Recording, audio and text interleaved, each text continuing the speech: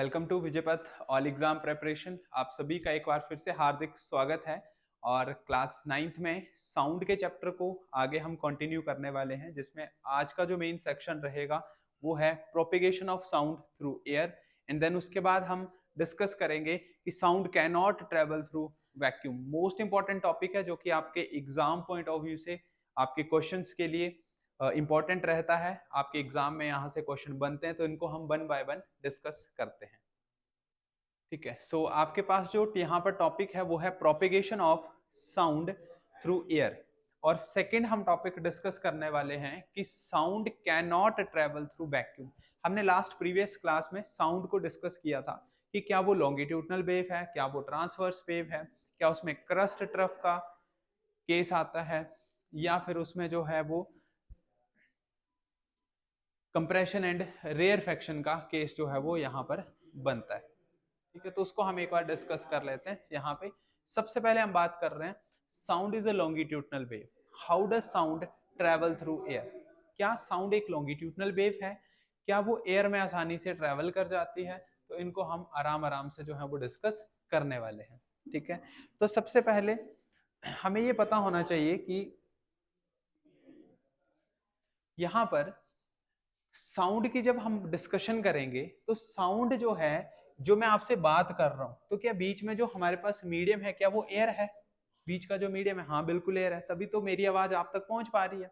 तो उस केस में हम साउंड को कौन सी वेव काउंट करते हैं? लॉन्गिट्यूडनल वेव काउंट करते हैं। पिछले कल हमने डिस्कस किया था कि किस तरीके से लॉन्गिट्यूडनल वेव में आपके पास और जो आपका सेकंड टाइप ऑफ वेव आता है, क्या वो पैरेलल का केस बनाता है या फिर वो परपेंडिकुलर का केस बनाते हैं। ऑलरेडी चीजें हमने डिस्कस जो है वो आपके साथ की थी। नेक्स्ट इसी सेशन को हम आगे बढ़ाएंगे। तो सबसे पहले एक ट्यूनिंग फोक हमने जो है वो कंसीडर किया। और ट्यूनिंग फोक्स के जो दो हैं वो किनारे होते हैं कुछ इस तरीके से, आप देख सकते हैं, प्रोंग्स इनको बोलते हैं। नीचे एक स्टेम जो है वो यहाँ पे लगी होती है। जब आप इसको हिलाते हैं तो वाइब्रेशन यहाँ से प्रोड्यूस होती है। ठीक है, ये प्रोंग्स यहाँ पे आपके पास रहता है। ठीक है, अब आप क्या करेंगे, कुछ इस तरीके से एक डायग्राम इसका बनता है। ये जो आपके पास स्टेम है, और स्टेम का एक पर्टिकुलर रीजन जो है यहाँ पे बताया जाता है, जिसमें कंप्रेशन और रेयरफेक्शन का भी कोई भी केस नहीं चल रहा है।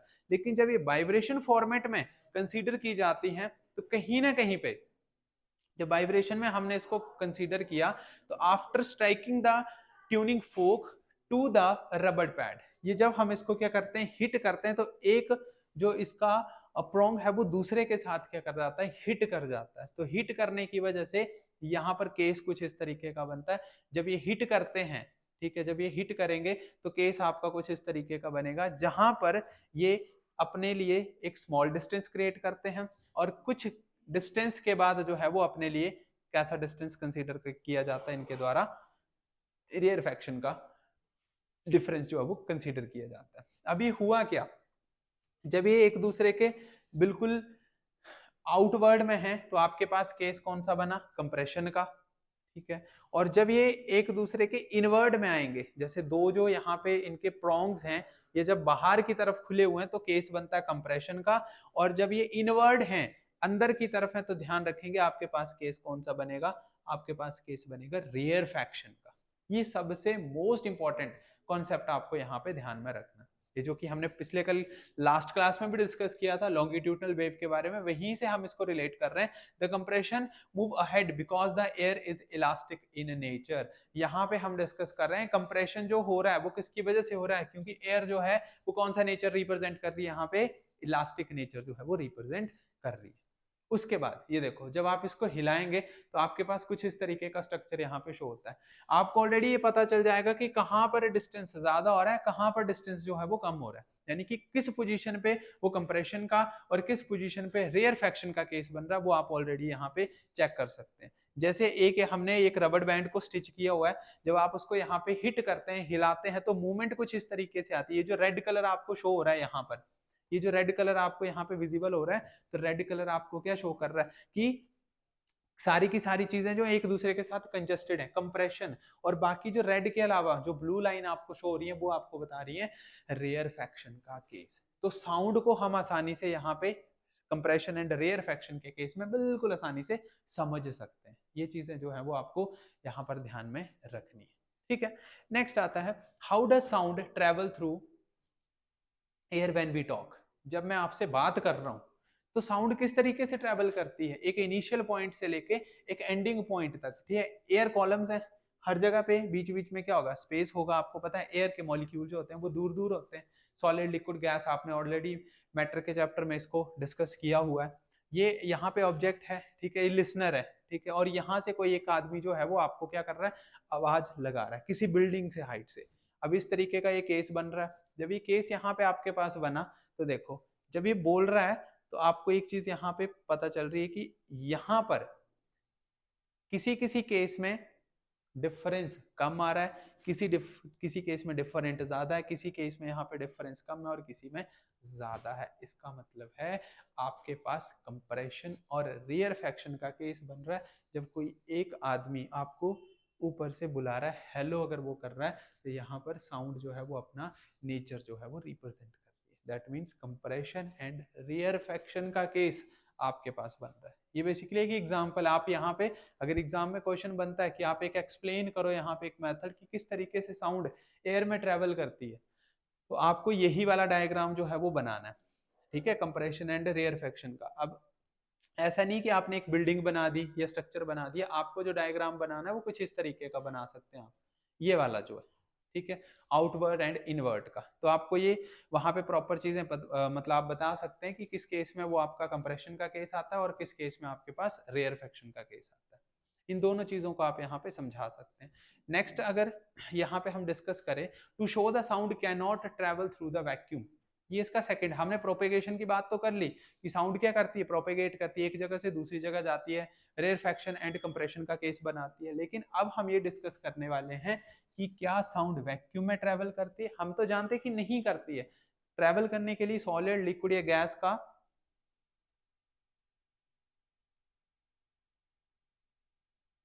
सॉलिड, लिक्विड और गैस का होना जो है वो जरूरी है, यानी कि किसी न किसी एक मीडियम का होना जरूरी है, ठीक है।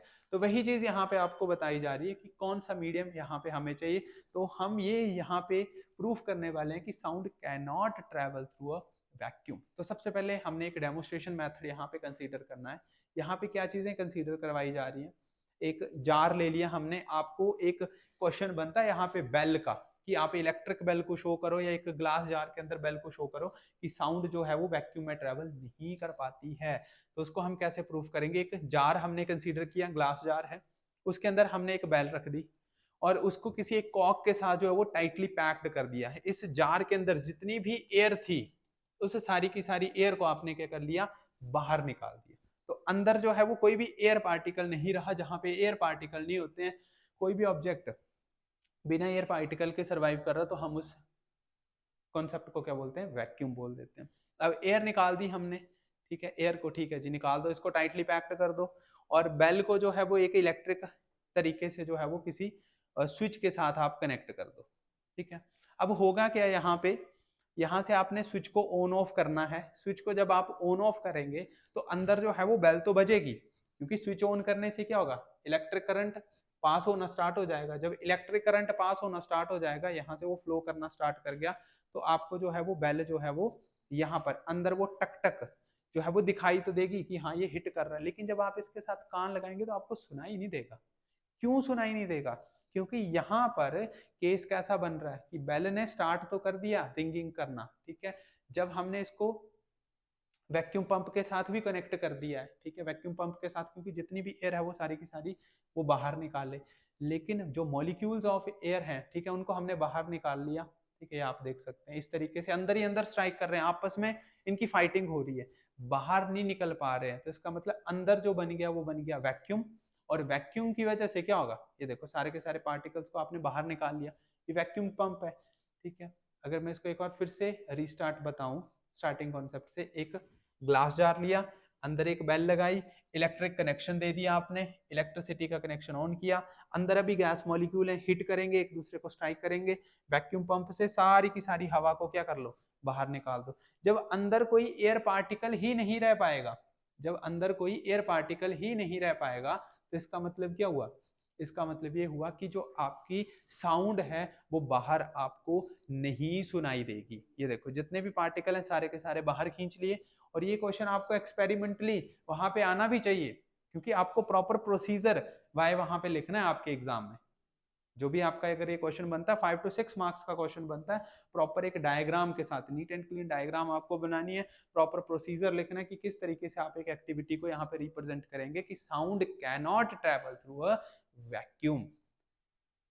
अब यहाँ पर you can switch off the vacuum pump, the air molecule enter. अब हुआ क्या, जब आपने यहाँ पे दोबारा से अगर वैक्यूम पंप को ऑन किया या ऑफ किया तो एयर जो थी वो वापिस अंदर चली गई, और जब आप ऑन कर रहे हैं तो एयर जो है वो बाहर आ गई। तो किसी केस में आपको ये चीज सुनाई देगी और किसी केस में नहीं सुनाई देगी।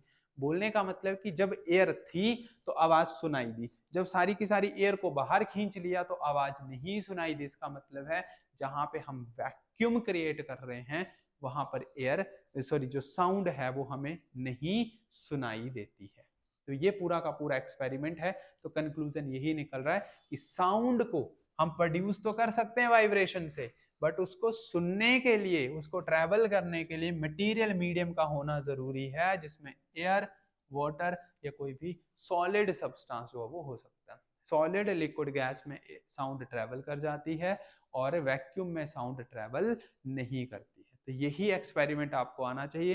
प्रोसीजर आप लिख सकते हैं कि एक ग्लास जार लिया, एक बेल को इलेक्ट्रिसिटी के साथ कनेक्ट किया, वैक्यूम पंप हमने लगाया, जब अंदर एयर पार्टिकल थे तो बेल हमें ग्लास जार के बाहर सुनाई दे रही थी, लेकिन जैसे वैक्यूम पंप आपने ऑन किया, आपने सारे के सारे एयर पार्टिकल्स को बाहर निकाल लिया, तो उस वजह से क्या हुआ कि जो भी आपको अंदर साउंड पहले सुनाई दे रही थी वो सुनाई देना बंद होगी। बट ऐसा नहीं है कि आपने इलेक्ट्रिसिटी का कनेक्शन बंद कर दिया, बेल तो बज रही है लेकिन आपको नहीं सुनाई दे रही। क्यों? क्योंकि वो जो वाइब्रेशन जिसकी वजह से वो हियरिंग सेंस हमारे पास बनेगी वो किसी मीडियम से ट्रैवल नहीं कर पा रही, क्योंकि मीडियम आपने सारा बाहर निकाल दिया। एयर बाहर निकाल देंगे तो साउंड ट्रैवल नहीं कर पाएगी। तो ये कॉन्सेप्ट जो है वो आपको माइंड में रखना है। ठीक है, यहाँ तक आपको क्लियर हो जाना चाहिए। दो कॉन्सेप्ट अभी तक हमने यहाँ पे सीख लिए हैं। नेक्स्ट पे आएंगे रिफ्लेक्शन ऑफ साउंड, कि साउंड जो है वो किस तरीके से रिफ्लेक्ट करती है। जैसे मैं आपको अभी पढ़ा रहा हूँ, अगर आप स्पीकर को ऑन रखेंगे तो आपकी या फिर जो जैसे भी अगर हम क्लास में बैठे होते हैं, अगर आप ऑनलाइन जैसे क्लास लगाते हैं तो वहां पे कहता है जो साउंड है वो सबको सुनाई देती है। सबको सुनाई देने का मतलब क्या है कि साउंड जो है वो अलग अलग जगह से टकरा के अलग अलग वहां पे डायरेक्शन में स्प्लिट कर जा रही है, फैल जा रही है। तो एक एग्जांपल के थ्रू हम इसको डिस्कस यहाँ पे करेंगे कि किस तरीके से साउंड रिफ्लेक्शन का केस जो है वो यहाँ पे करती है। आपने एक लाइट के चैप्टर में एक छोटा सा कॉन्सेप्ट आता है रिफ्लेक्शन का। जैसे यहाँ पे आपको बोला जा रहा है लाइट जो है अगर वो आएगी तो वो जो है वो हिट करके जो है वो किसी दूसरी डायरेक्शन में चली जाती है। ठीक है, ये केस यहाँ पे बताया जा रहा है। तो आपको एक होलो ट्यूब लेनी है, एक टेबल आपने ले लिया, यहाँ पे क्लोक आपने रखी, ठीक है, क्लोक रखी, और होलो ट्यूब जो है वो एक राइट साइड भी आपने यहाँ पे रख दी। ठीक है, अब होगा क्या, यहाँ पे ये जो घड़ी है, ठीक है, इसमें टिक टिक की आवाज आती है। ठीक है, जब ये नीडल फ्लो करती है तो आपको टिक टिक की आवाज आती है। तो देखो आपने इस घड़ी के साथ डायरेक्ट कनेक्शन दिया यहाँ तक, और यहाँ से जो है आपने राइट हैंड साइड में एक आप लिसनर बन गए, आप उस चीज को सुन रहे हैं। ठीक है, sound travel through first hollow tube get reflected from the plane surface enter the second hollow tube and the listener to able to hear. यहाँ से साउंड आई इस होलो ट्यूब से, यहाँ पे इस स्टैंड पे टकराएगी, और स्टैंड के टकराने के बाद इसी एंगल में जो है वो आगे चली जाएगी। जहाँ पे आपने कान लगाया आप आसानी से सुन सकते हैं। आपको पता होगा, शायद आपने एक एक्सपेरिमेंट भी किया होगा, एक कप वाला एक्सपेरिमेंट होता है। हम उसको कैसे करते हैं कि एक कप ले लिया इस तरीके से और एक कप और ले लिया, दोनों को धागे से बांध दिया। एक पर्सन जो है वो उसको अपने मुंह के साथ लगाता है, ठीक है, मतलब कुछ बोलेगा, और आप दूसरे कप को अपने कान के साथ लगाएंगे तो भी आपको साउंड जो है वो सुनाई दे जाती है, क्योंकि साउंड को ट्रैवल करने के लिए मीडियम होना चाहिए। तो यहाँ पे ये जो थ्रेड है एक सॉलिड नेचर की तरह बिहेव कर रहा है, एक मीडियम बन जाएगा जिसकी वजह से आपको जो साउंड है वो सुनाई देगी। जो यहाँ पे साउंड एंटर हो रही है, जो अभी आ रही है, उसको बोला जाता है इंसिडेंट रे, और जो आपको बाद में सुनाई दे रही है उसको बोला जाता है रिफ्लेक्टेड रे। इंसिडेंट और रिफ्लेक्टेड के बीच में जो एक 90 डिग्री का ये जो यहाँ पे स्प्लिट आपने इसको किया 90 डिग्री के केस में, इसको फिजिक्स की लैंग्वेज में बोला जाता है नॉर्मल। ठीक है, फिजिक्स की लैंग्वेज में क्या बोलते हैं, इसको हम बोलते हैं नॉर्मल। उसके बाद अगर हम बात करें यहाँ पे, उसके बाद ये जो एंगल यहाँ पे बन रहा है इंसिडेंट रे और नॉर्मल के बीच में, ये वाला जो एंगल बन रहा है इसको बोलते हैं angle I, that is angle of incidence.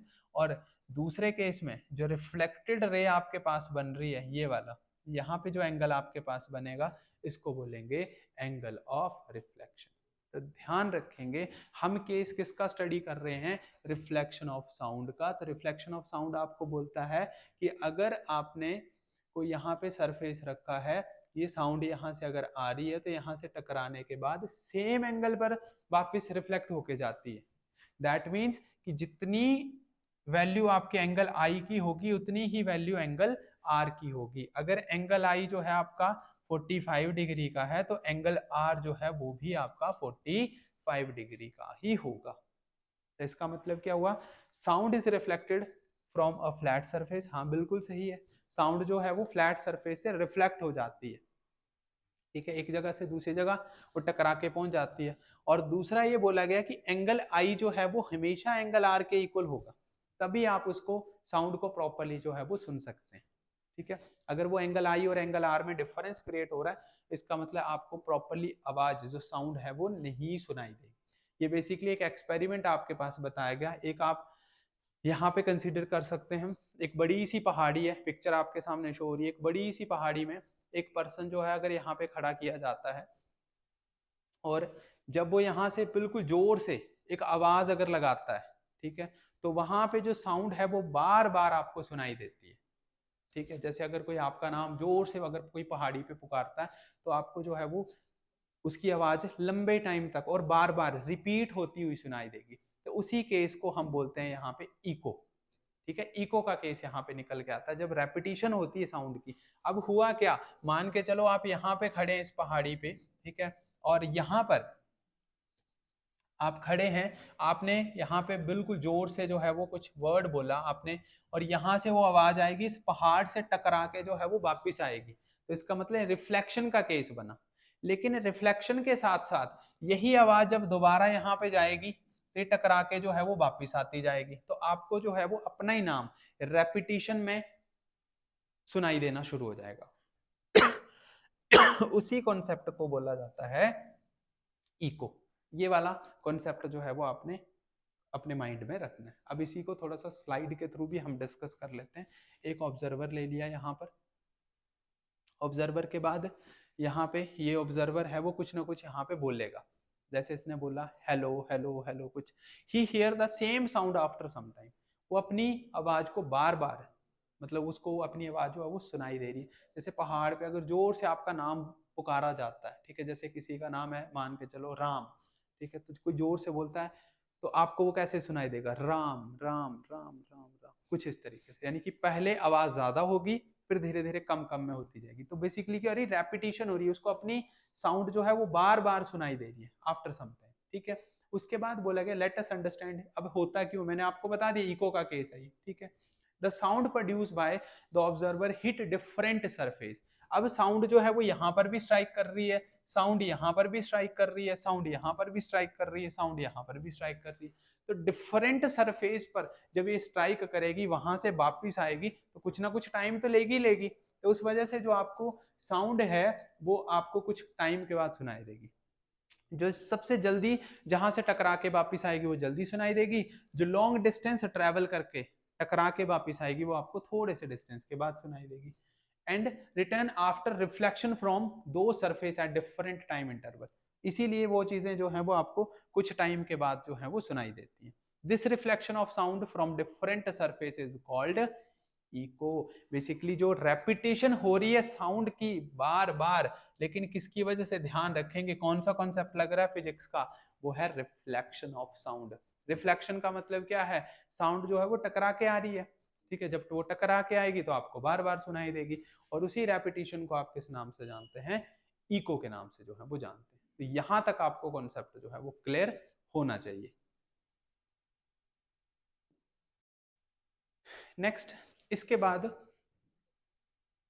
हमने इको का कॉन्सेप्ट यहाँ पे डिस्कस कर लिया कि इको क्या होता है, बेसिकली रेपिटेशन है साउंड का, ठीक है। तो यहाँ पे डेफिनेशन बेस्ड आपको बता दिया गया, echo is the repetition of sound due to reflection of original sound. मैं जैसे यहाँ पे बात कर रहा हूँ, ठीक है, आपके टीचर क्लासरूम में बात करते हैं, तो वो जो साउंड है ना, जैसे ये देखो यहाँ पे एक रूम है, टीचर यहाँ पे है, ठीक है, जब ये कुछ ना कुछ बोलेंगे तो इनकी आवाज जो है वो यहाँ यहाँ तक टकराएगी, इन दीवारों से टकराएगी, डिफरेंट सरफेस से टकराएगी, ठीक है, और वो चीज हमें बार बार रिपीट होके सुनाई देगी।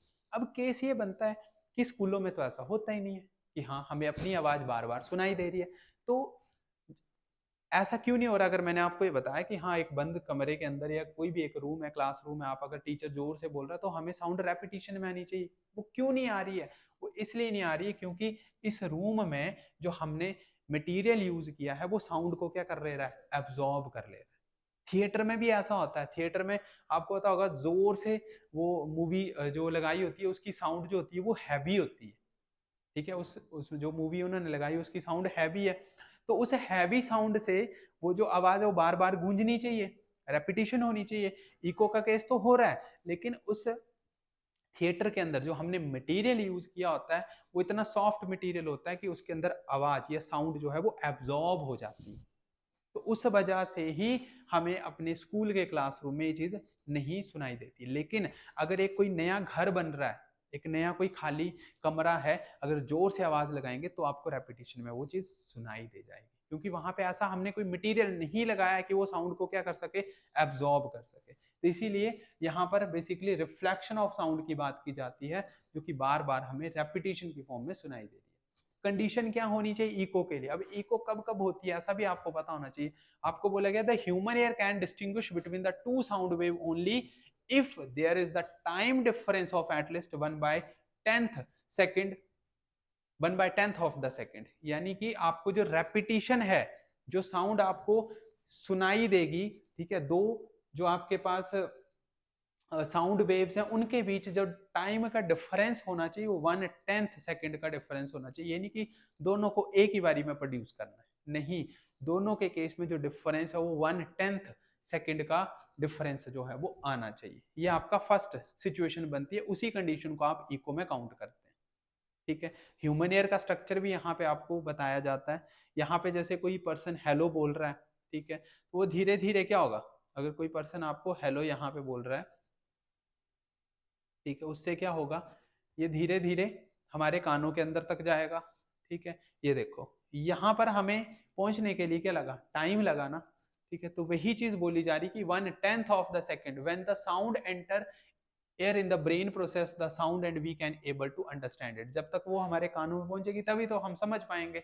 लेकिन अगर दोनों साउंड को इकट्ठा प्रोडक्शन अगर हम कर रहे हैं तो हम उसको अंडरस्टैंड नहीं कर पाते, इसलिए दोनों साउंड वेव के केस में हल्का सा टाइम का डिफरेंस होना जरूरी है, और वो टाइम का डिफरेंस कितना होना चाहिए, वो होना चाहिए 1/10 ऑफ द सेकेंड। ये चीज आपको यहाँ पे ध्यान में रखनी है। नेक्स्ट यहाँ पे ये देखो, जैसे आपको बोला जा रहा है कि सबसे पहले किसी ने हेलो बोला, ठीक है, तो ये यहाँ से जो है वो साउंड जो है वो एंटर कर गई, ठीक है, उसके बाद साथ में ही किसी और ने भी आपको हेलो बोला, ठीक है, किसी और ने भी आपको क्या बोला, हेलो बोला यहाँ पर, ये देखो, ये हेलो अगर आपको यहाँ पे कोई बोल रहा है तो जो आपको पहले हेलो बोला गया था और अब किसी और ने आपको फिर से हेलो बोला, तो उन दोनों के बीच का जो डिफरेंस है टाइम पीरियड का वो कितना होना चाहिए, 1/10 ऑफ द सेकेंड होना चाहिए, तभी तो आप उनको डिस्टिंग्विश कर पाओगे। अगर वो डिस्टिंग्विश नहीं हो रहा है इसका मतलब है वहां पे इको का केस पॉसिबल नहीं है, ठीक है। देखो दोनों को साथ साथ में भेजा गया लेकिन दोनों के बीच में हल्का सा डिफरेंस आ रहा है, हल्का सा डिफरेंस आपके पास आएगा, इसका मतलब 1/10 ऑफ द सेकेंड का डिफरेंस यहाँ पे क्रिएट हो रहा है। दूसरा कॉन्सेप्ट ये है यहां पर कि इको को करवाने के लिए मिनिमम डिस्टेंस का होना भी जरूरी है, वो डिस्टेंस है 17.2 मीटर का, यानी कि आप यहाँ पे हैं, ठीक है, कोई पहाड़ है और यहाँ पे कोई आदमी जो है वो बैठा है, आपकी आवाज सुन रहा है या आप ही उस चीज को दोबारा से रेपिटेशन में सुन रहे हैं, लेकिन यहाँ पे इस पहाड़ का डिस्टेंस जो है लगभग लगभग 17 मीटर तक होना चाहिए। अगर वो 17 मीटर का नहीं है डिस्टेंस, इसका मतलब है वो इको का केस नहीं बोला जाता उसको। जैसे हम बंद कमरे में अगर जोर से अगर आवाज लगाते हैं, कई बार आवाज गूंजती है, लेकिन उस केस में वो 17.2 का डिस्टेंस नहीं फॉलो कर रहा है, तो उसको हम इको नहीं बोलेंगे। उस केस में इको ना बोल के हम उसको रेब्रीवेशन बोलते हैं। ध्यान रखना है, आवाज का गूंजना ही इको कहलाता है। The repetition of sound is also known as eco.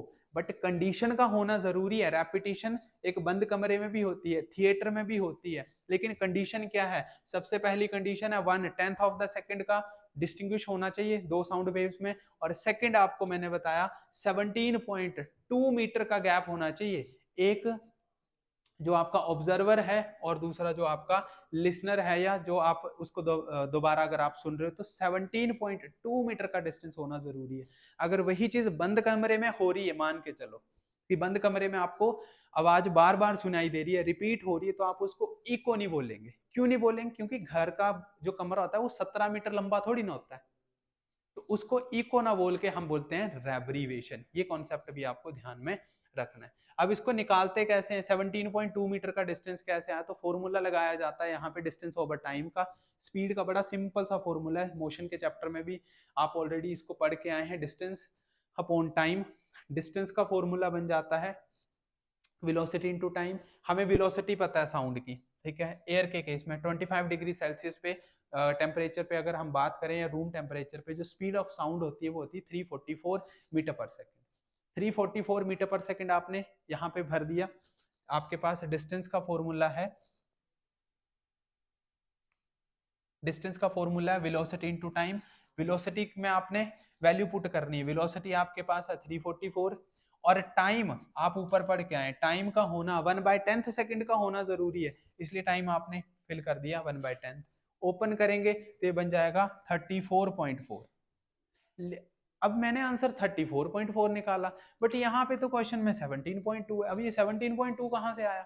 अब ये कहाँ से आया? देखो, आप यहाँ पे खड़े हैं और यहाँ पर कोई बड़ा सा पहाड़ है, आपने आवाज लगाई, ठीक है, आपने आवाज लगाई, जोर से अपना नाम पुकारा, ये आवाज, ये साउंड वेव यहाँ तक जाएगी और टकरा के वापिस भी तो आएगी। यानी कि डिस्टेंस कितनी बार ट्रेवल किया? 2 बार उसने डिस्टेंस ट्रेवल किया।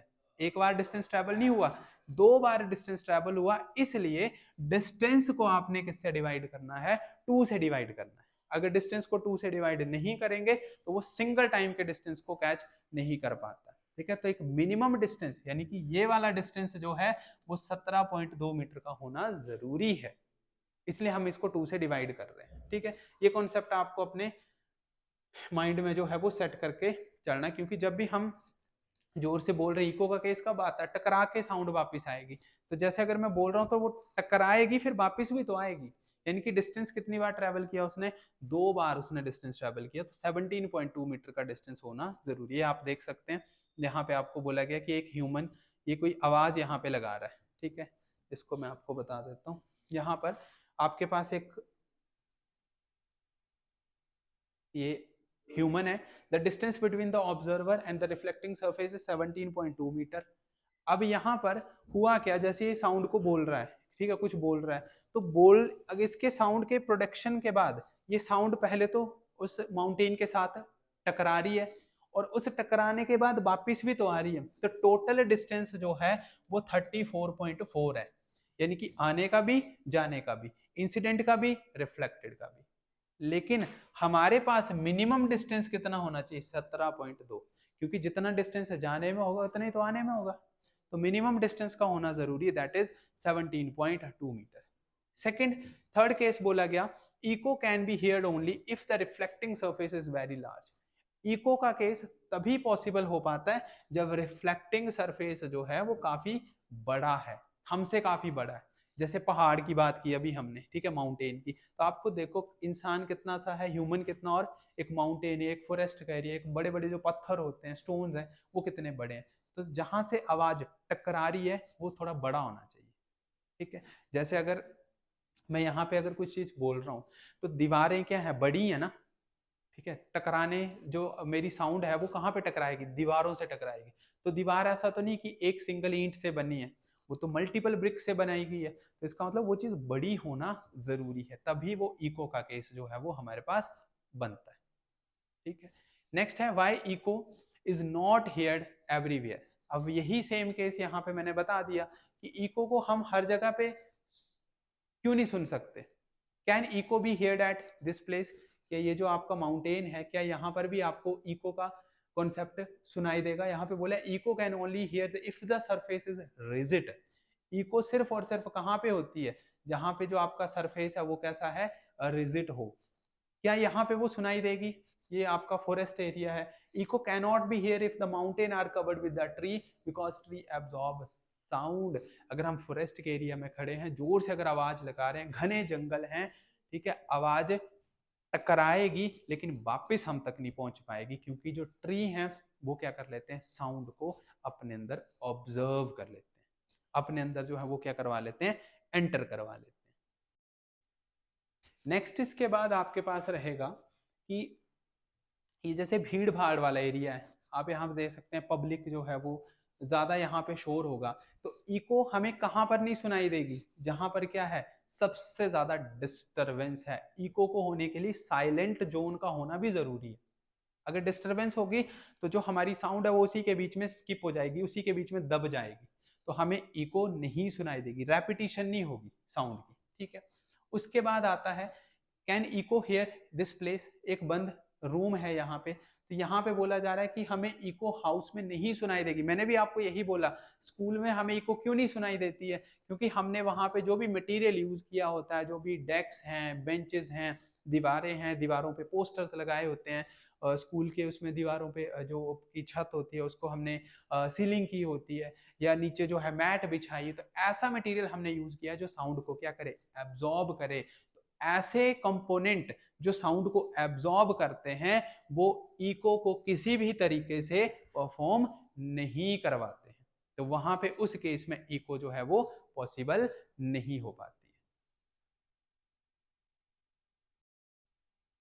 तो यहां तक हमने डिस्कस किया कि किस तरीके से इको कहाँ पे पॉसिबल है और कहाँ पर इको पॉसिबल नहीं है। तो यहाँ तक आपने प्रॉपर तरीके से अपने नोट्स बनाने हैं और अपनी पढ़ाई को जो है, अपनी स्टडी को आगे भी आपने जो है वो कंटिन्यू रखना है, ताकि जितने भी डाउट्स हैं आप हमारे इस वीडियो लेक्चर्स के थ्रू, हमारी क्लासेस के थ्रू जो हैं वो आप अच्छे तरीके से समझ पाएँ। जल्दी नेक्स्ट सेशन के साथ फिर से हम आपसे मिलेंगे। Thank you so much.